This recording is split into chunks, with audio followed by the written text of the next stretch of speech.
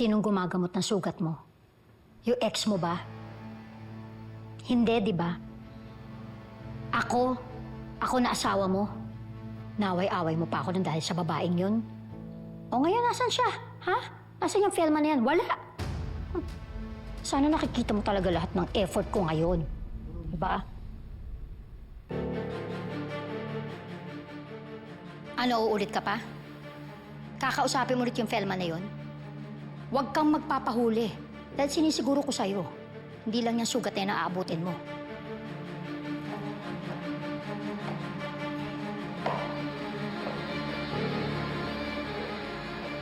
Hindi po kayo kasal ni tatay?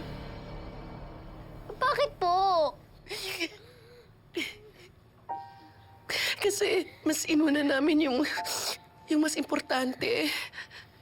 Yung pag-aaral niyo, yung gastusin dito sa bahay. At saka anak, yung mga gamot mo, yung mga kailangan niyo. Inay, mahal po ba ang magpakasal? Kasi kung hindi naman po, dapat nagpakasal pa rin kayo ni tatay. Hoy, Andrea, huwag mo nga sisisihin si nanay. Bakit? Kasalanan naman talaga niya!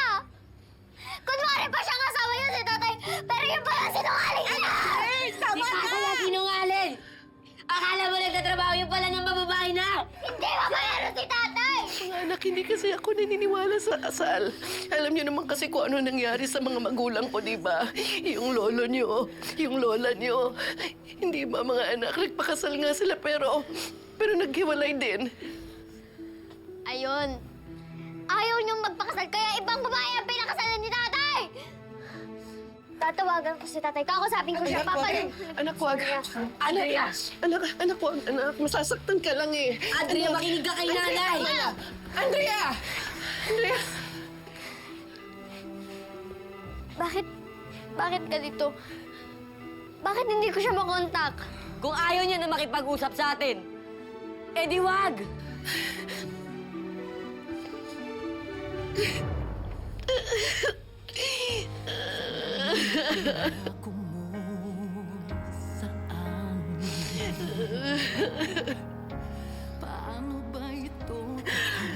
Nay, tahan na po kayo.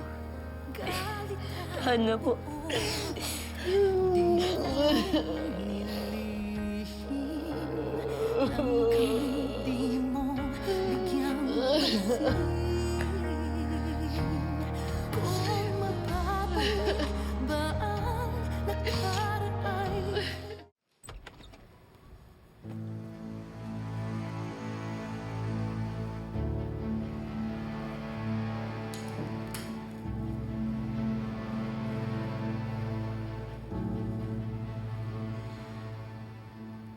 Ano na naman ginagawa mo dito? O kapag nalaman ng asawa mo to, girahin na naman ako. Parang bisyoso pa naman yung kumakasit ah. Pare, kailangan ko makausap si Pelma. Pare, baka hindi ka sagutin nun. Palamigin niyo muna. Pare, nasaktan ko siya eh. Gusto ko lang naman masiguro na okay siya. Pare, ngayon lang kami nag-away ng ganito. Dati pag nagtatalo kami, inaayos namin na kagad para sa mga bata. Yun, isa pa yan. Ano kayo papaliwanag doon sa mga bata? Pare, alam na nila. Paano? Eh, basta, yun ang sabi sa akin ni Pas eh. Kakagulo nga daw yung mag-iina mo dun. Mas dapat ko silang makausap, pare.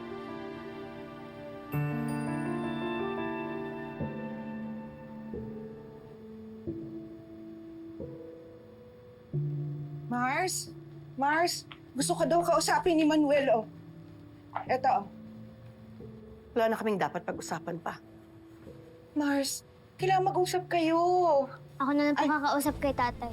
Ay, teka, Andrea! Hello, tatay. Andrea, wag! Tatay. Anak, wag. Andeng, Kausapin ng tatay mo. po ba?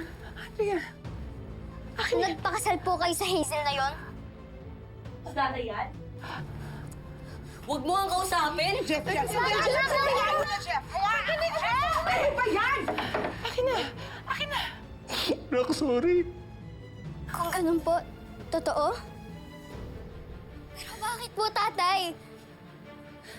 Bakit po kayo nagpakasal sa iba?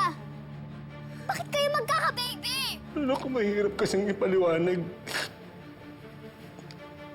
Anak, may nangyari kasi na hindi dapat nangyari. Akin na! Akin na! Manuel, pwede ba? Huwag mo na pahirapan yung anak mo! Akin na nga po. Pwede ba? Akin na! Nasasaktan yung Nay, bitawan niyo nga to! Hindi pa po kami tapos mag-usap ni tatay! Anak, anak, anak, makinig kang mabuti, ha? Basta tandaan mo lang, lahat ng ginagawa ko dito para sa inyo to, ha? Para sa nanay mo, para sa mga kapatid mo. Nagpakasal po kayo sa iba para sa amin? Hindi ko po naiintindihan. Hindi, sandali lang, makinig kang mabuti. Basta tandaan mo, kahit na anong mangyari, mahal kayo ni tatay, ha? Kuya, bitawan mo! Tatay, nag-promise po kayo, di ba? Nag-promise po kayo na tatawag ulit kayo at susulat. Tapos nag-promise din po kayo na uuwi kayo. Sabi niyo nga po, ipapasyal niyo ako sa dagat eh. Paano na po yun? Andrea, hindi naman tutupad yun. Anak, ayusin ko to, ha? Jeff! Anak, Akin na nga po yan. Kuya, ano ba? Susubukan kong umuwi. Huwag na po kayong mag-promise. Mula ngayon, huwag na din po kayong tatawag. Kuya, ano ba? Hindi na po kami mahal, di ba? Kuya, ano Hello? Hello, Jeffrey? Diyan na lang po kayo sa pamilya nyo. Anak. Jeffrey! Jeff, nasasaktan yung nanay ko! Ano ba yan, Jeff? Tumigil ka!